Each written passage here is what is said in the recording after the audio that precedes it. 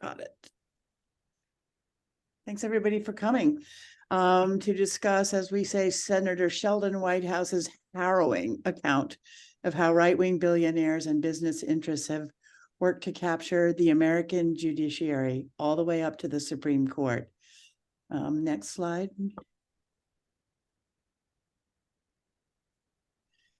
Thank you. Open democracy acknowledges that we do our work on Indakina, the traditional ancestral homeland of the Abenaki, Pennacook, and Wabanaki peoples, past and present. We acknowledge and honor with gratitude the land and waterways and the people who have stewarded Indakina through the generations and continue to do so today. So welcome everybody to that. And those of you who are familiar with the book club know that ever since we started around this time of year, 3 years ago, 4 years ago, the question has been, where are we as we choose a book or talk about it? Where are we? How do we get here? And what do we do about it? And so the book tonight has that question kind of with a focus on the capture of the Supreme Court. And I just want to say that as we choose books, we talk with each other, we gather suggestions from all of you. And I guess I would say that my good friend and colleague, Bob Perry, on the board of ODA and OD has been a good, useful kind of broken record for a while, saying, I have a book that we really should read, and it's The Scheme by Sheldon Whitehouse. And he was so right. So we finally sort of made this the centerpiece or the beginning piece of our 2024 reading season, which is still shaping. And I'm so glad to see so many of us here tonight to talk about this book that Bob rightfully has said is urgent for our reading and our consideration. So I've asked Bob to introduce the next part of our evening. Hi, Bob. Yeah, well, Kate, I must say I love broken records, whether they're 45s or 33s. And thank you. Hello, everyone, and welcome to the Zoom. Where to begin? I should not have been disappointed when the United States Supreme Court came down with the Citizens United v. Federal Elections Commission ruling. Allow me to point out here that the suit was not about citizens uniting for anything. It was the result of a political organization hell-bent on advancing the rights of corporations. At the time, members of a legislative committee tasked with developing a citizen-funded election system all saw that ruling coming, myself included, because we were cognizant of the political makeup of the 5-4 court. Here we are 14 years later, billions spent in campaigns, but through Senator Whitehouse, we have a much deeper understanding of how the court got to be 5-4, and now what I call the Federalist Society 6. We at Open Democracy know the path to policy advancements is through the vote, and now that it is no secret the court is a political body, we know also that election outcomes and subsequent appointments to the various levels of the judicial branch of government will determine whether there will be mitigation of climate change, defense of public schools, a stable healthcare system, non-privatization of Social Security, protection of our rights, choices, privacy, freedoms, and even the prospect of free and fair elections. Elections have consequences, so let's get to work. As Granny D once said, you're never too old to raise a little hell. And as Congressman John R. Lewis also said, it's okay to get into trouble, good trouble. I'll now turn it over to the senator via video. Are we ready for that? Who will explain the decades-long strategy to capture the highest court in the land a court with no accountability.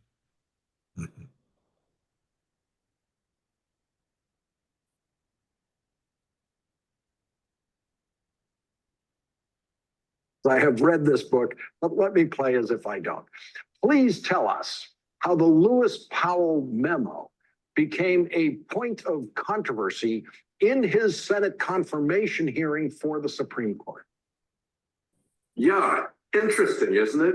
Because it was not a point of controversy. And the reason it was not a point of controversy is that it was never disclosed to the Senate. And this is one of the examples why you Judiciary Committee members now are always asking for everything that a nominee has written. Yeah, would have been a very different confirmation process for Lewis Powell if people knew going in that he had written a plan for providing strengthened corporate control over American democracy by control over the judiciary. And is it all there when you look at those 34 pages of the Powell memo? Can you see everything that has come to fruition in the 21st century? Yeah, you really do. You see sort of a forecast of it. He talks about, gaining control over the news media and controlling it, like Fox News. He talks about gaining control over the courts, as we've seen with the Federalist Society project. It's kind of surprising. It didn't all play out immediately, but the outlines for what we're looking at now are evident in that very early memo. And the Federalist Society has basically become this certification process for Republican judicial nominees. It seems to be that you absolutely must get your law profession passport stamped by the Federalist Society if you want a Republican appointment to the bench. Yeah, it's more like there's a room in the Federalist Society where special interests go, and in that room, secretly, they pick who the next Supreme Court justices are going to be. The Federalist Society is more the venue. There's no Federalist Society process that does this. It's all done secretly, but it's the place where the special interests gather. And the organizer of it is this character named Leonard Leo, who's kind of the functionary of the big donors. And so it happens within the Federalist Society, but it's really being done by big billionaire special interests. And they've created their own form of what they claim is judicial scholarship. Correct. Yeah. And think of the amount of work that takes, Lawrence. You've got to start funding law schools and university research projects and think tanks. You've got to cook up basically by reverse engineering from the results they want, doctrines that will get you there in cases. And, then you put the people on the court using $580 million in expenditure to get their justices on the court. And sure enough, you get a case like West Virginia versus EPA, which imports one of those reverse engineered, phony baloney cooked up doctrines right into the decision to help polluters and weaken regulators.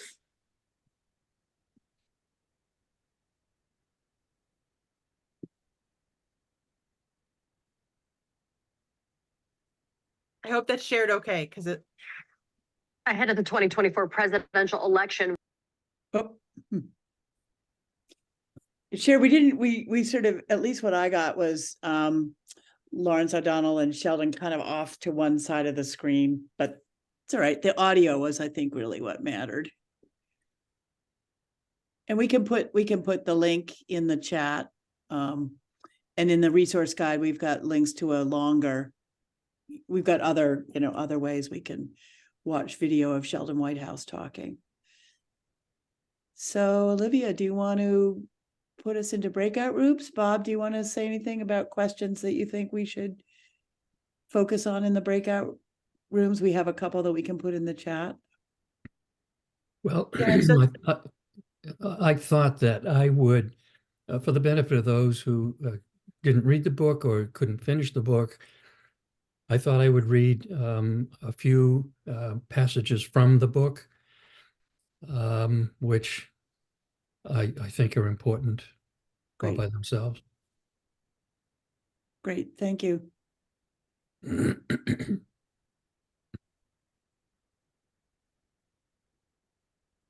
And then we'll discuss.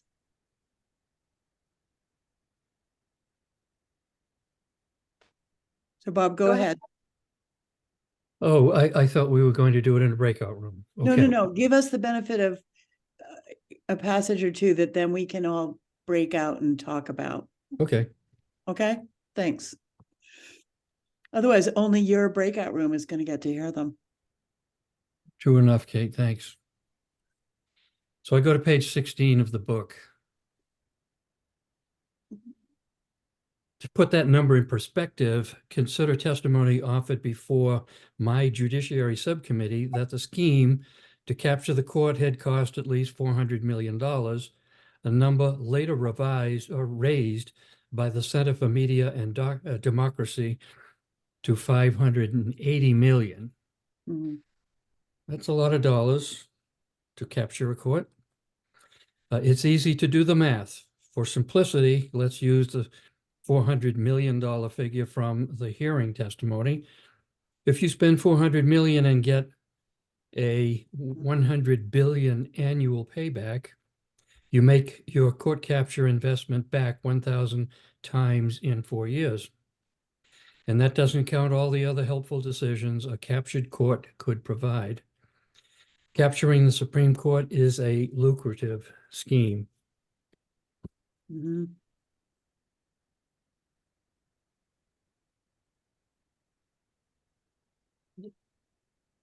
I'm going to go to page 24.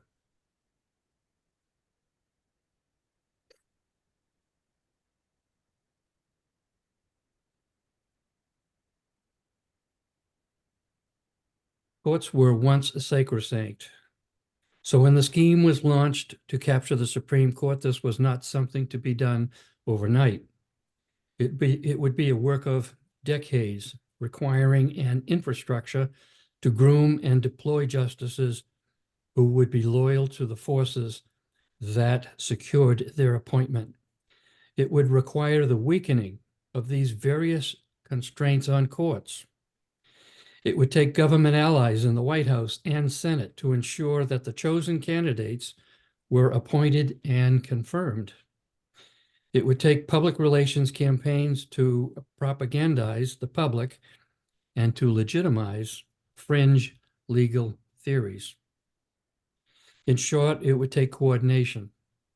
It would take time, and it would take money, a lot of money. I think I can stop there for Yeah. purposes of timing. Thank Great. you. And so just for your discussions, you'll be in 3 different discussion rooms. I'm going to open the rooms shortly. But the questions are, what do you think about judges being for sale or judges being captured? What are you going to do about it? What are we going to do about it collectively? What surprised you in the book? And after reading this book, has your opinion stayed the same about money and politics or changed? And how so? So those are the questions to sort of focus your conversation. We'll have about 40 minutes in the breakout rooms together. So I'm going to open the rooms and you can just join the room that you are assigned.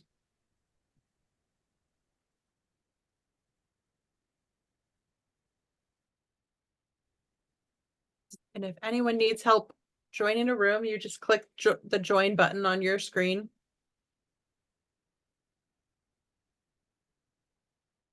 Oh, Carolyn, you can join the conversation even if you haven't read the book.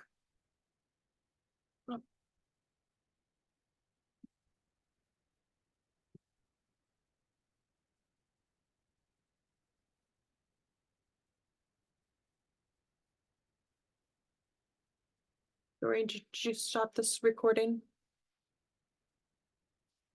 Capture. So Olivia, actually, would you just rewind? Do you mind? Rewind. Okay, so you're all going to hear these ideas of what we can do again. maybe some of them will stick. So getting young people to vote, getting more informed and informing our neighbors and friends, and through one-on-one conversational canvassing, urging Congress to pass a real code of ethics for the Supreme Court. Understanding that this experiment in democracy, that the people with money and power do not want a democracy, so we understand what we're really fighting for. And it might take a long time, or we might need like a revolution.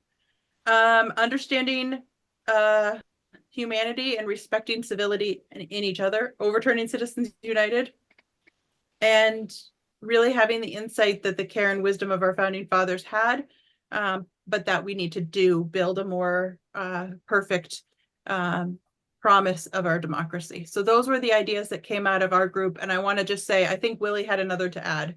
And so Willie, if you want to share the other idea. It was just talking about the time, we have time on our side. I don't think they have time on their side. Mm. Yeah. Things move slowly. We all want things to happen instantaneously, and unfortunately they don't. Unless they're really bad.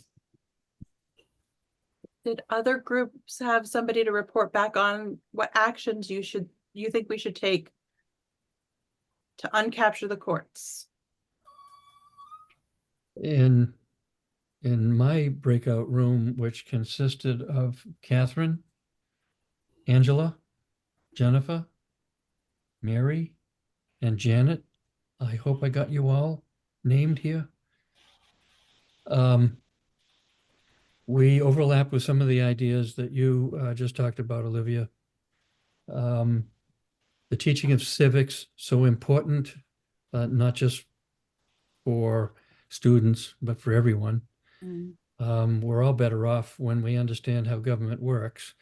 A lot of people think that, we go by the majority method. If 51% of the people in the room want something, they get it.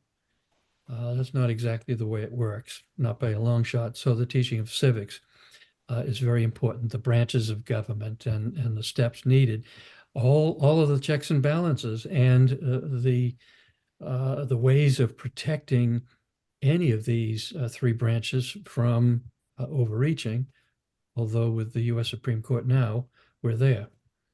Registration, voter registration for everyone, including students, came up in our breakout room.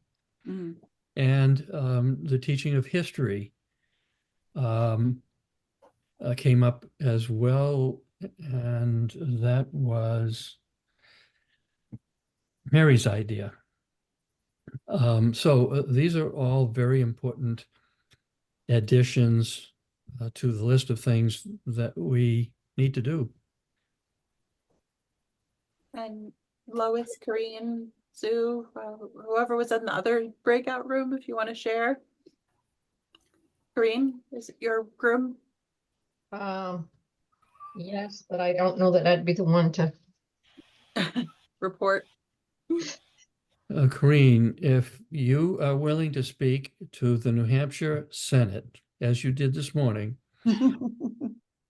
I don't want to put you in a tight spot, but thank you for testifying this morning. You're welcome. It was. Well, and I think that hits right on the point of this book. Like, we all want a voice in our government. Yeah. And we can't when our government is captured. Lois, did your group have ideas? First, hope you're muted if you're. Sorry, my phone was ringing, so I had to. We didn't come up with a lot of very different from what has already been said, but one was the idea of the conversations, the deep canvassing type, deep conversation type method. And in particular, in the context of when you have a voter who is like getting dark money out of politics, polls very, very well and very high all over the country, including in here. But when it conflicts with some other priority of a voter, say, well, I would vote for that candidate, but they're way too pro-climate, they want too much change too fast, whatever the cause may be. So I'm going to stick with my candidate because the one that would like to be more pro-voter owned election also supports too much climate change for me, that kind of thinking. Mm. Using the conversations to try to open the minds. And that goes along with civics for adults, a lot more civics for adults. the idea for me, personally, what was to get phone banks going, get people signing up, get people in those rooms, get a visible and multiplying by tens of New Hampshire voters supporting this one first step toward voter-owned elections in New Hampshire for the Executive Council become more visible, more heard, more seen, more legislative action online, all of it, to grow it, grow it, grow it. Because in the context of doing that comes the conversation about the dark money and what's really happened to the whole country and to our entire system of democracy. So Lois, I anybody really love else remember anything from our group? Nobody was really thinking about taking notes or anything. But Well, you Lois, know- I really love the sort of narrative. You're sort of really saying, how do we reshape the narrative so we are connecting money and politics to Yeah. what are the values that voters care about, and really sort of beginning to sort of think about how do we grow that so that those conversations organically are happening all More in a bigger way than just the 22 of us. in a more aware and more conscious way in the communities, in the state, in the society. It's possible. It's a long journey. So step one, start here, this bill. If I could say a couple of words. Mary mentioned the name of a book that she had read that she thought was a terrific book, to which I agree. She mentioned Democracy in Chains, but could not remember the author. And the author, Mary, is Nancy McLean. And it was a wonderful book. And Open Democracy had an event at which Nancy McLean was our guest speaker, and it was a wonderful evening.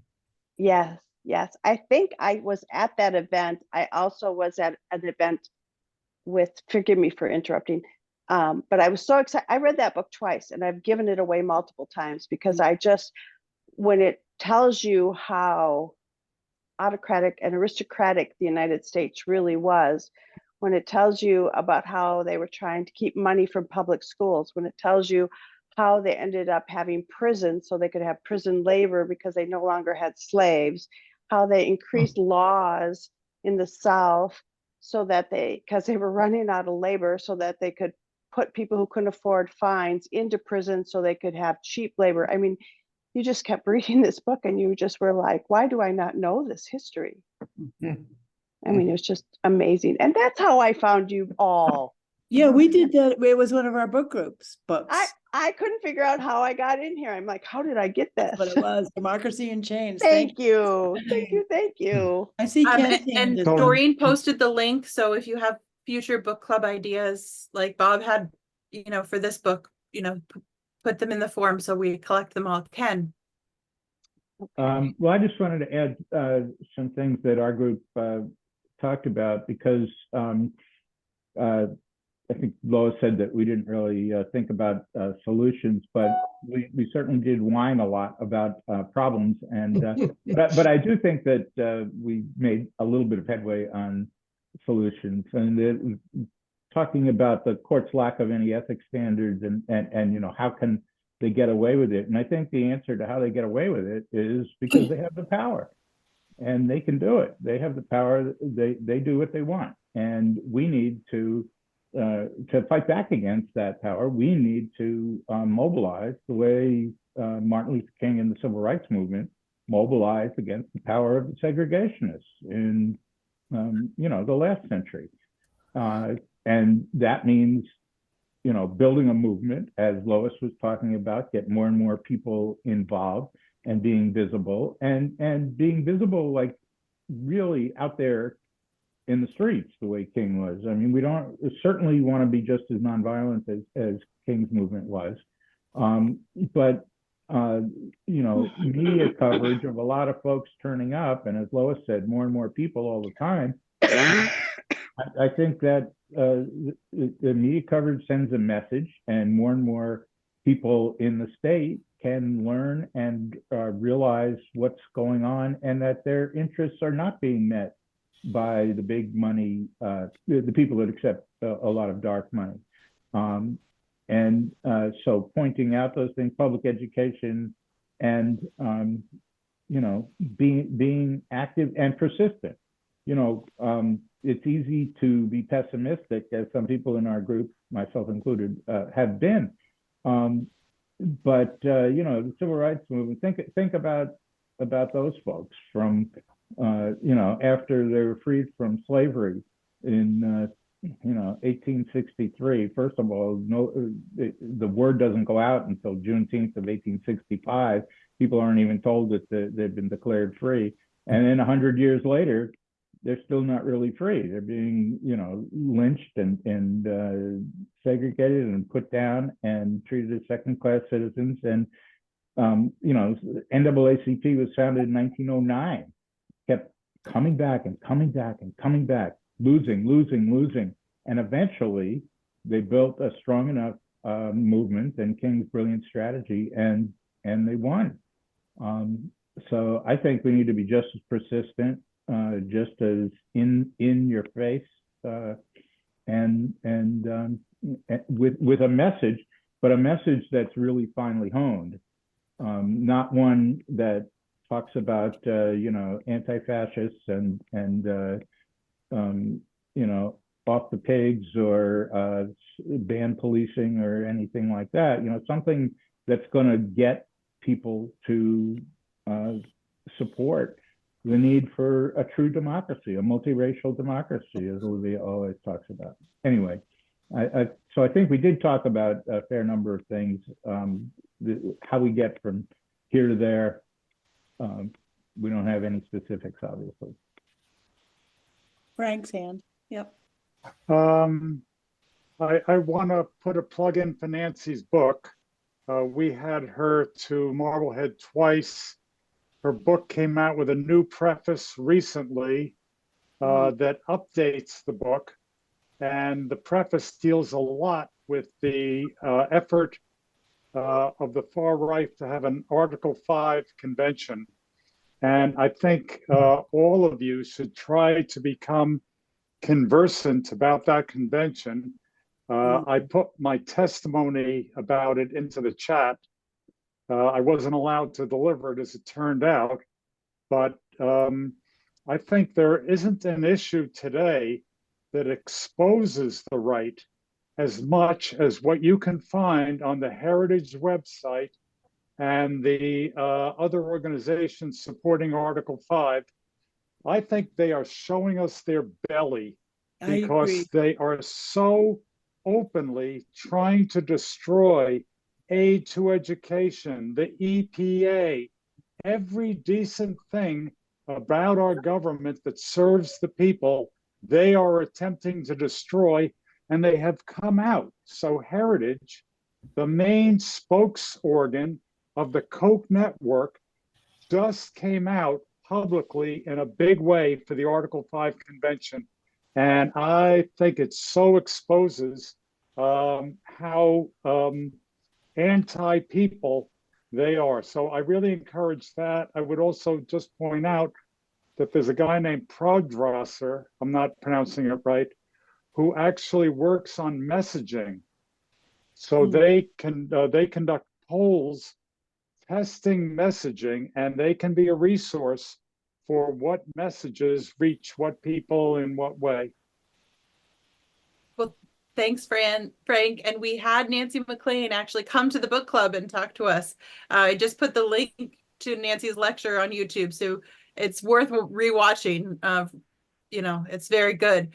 But I also want to, as we sort of think about wrapping up tonight's book club and talking about other books, the next book that's been selected, Kate, is Heather Cox Richardson's Democracy Awakening. So that will be one that you can, start reading for the next book club. And Kate, you're working on getting Yes, she I see Carol Krause is here. and she was with me on, was it Sunday afternoon? No, Saturday morning. Saturday morning, Heather Cox Richardson came to Peterborough to our townhouse. Her brother lives in town, and our local independent bookstore. This is why there's hope, people. It's hard to see it, but there's hope. Our local independent bookstore organized with her to come, and she had a good old fashioned townhouse. I think there were 500 people, and it's also been recorded by the bookstore. And it was a moderated conversation between her, Heather Cox Richardson, and Howard Mansfield, who's a wonderful writer. And I mean, she's breathtakingly good and she was able on that format to, as many of you probably read Letters from an American, but she has 1.5 million followers. One thing that she said that stuck with me, there were a lot of things, but to the point of the conversations and the ability for good stuff to radiate out as well. So 1.5 million followers, and she just started this a few years ago. She said there was no newspaper or TV station that would have given me the platform that I have now, even in, quote unquote, the good old days. Then she said, how many of you have heard of, and I have to get this name, Sandra McCann, shall we say, something like that. None of us in very, well-read crowd, none of us raised our hand. She said, this woman is a blogger or podcast or whatever in somewhere in the Midwest, like if she's a 5th grade teacher or something like that. She has 1 million followers. So you start to add this up, 1 million there, 1.5 million here. One person speaks to 4 persons, speaks to 12 people. All of us in this square, we're all doing that, and it builds something. So Heather, I went up to her afterwards. I gave her a little packet with an invitation, information about the book group, information about Granny D, and so forth. And I said, we really hope you'll be able to join, our Zoom when we do your book. And when she asked about the dates, and she said, oh, April, no, I can't do anything in April. I said, we will do it any month, any day, whatever it takes, Heather. So whatever we've put in the calendar for our dates, I want to follow up through her agent and through the bookstore and see, because I know she had a good experience. She's from Maine, and she talked about being in the townhouse, and the town government, town hall form of government is so powerful. So that made me not be losing hope. So as soon as I do a resource guide afterwards. Frank, would you make sure you email us or somehow get us some of the resources that you talked about, and anybody else too, because I'd like to do a resource guide. And the resource guide for this book, I think for the scheme, is going to be kind of rich.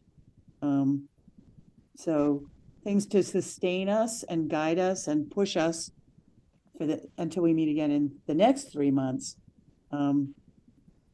Because the work everybody here is doing some good. Hey, can you tell me the name of the book again? Yes. Democracy Awakening by Heather Cox Richardson. I wrote it, but I didn't hit the send button. Yeah. Oh, okay. That'd be great. Okay. Yeah. Great. And Kate, how do I know where to send? So can you, I'll just put my email in the chat. I'm sure it could be done through Doreen and so forth, but or you can just respond to Doreen, who sent you the link for this chat. If you end up not finding Kate's email, she'll forward it to Doreen. Will forward it. Yeah, perfect. Sure, it gets in the right place. Yeah. Well, thank you all so much for being here for our 4th year of the book club.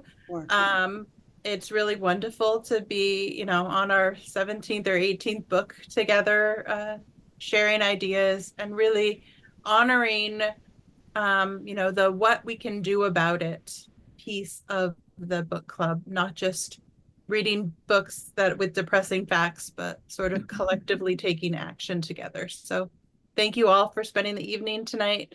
I know some of you said you didn't finish the book, so there's time finish reading and enjoy this. And if you need a conversation about the book, let us know.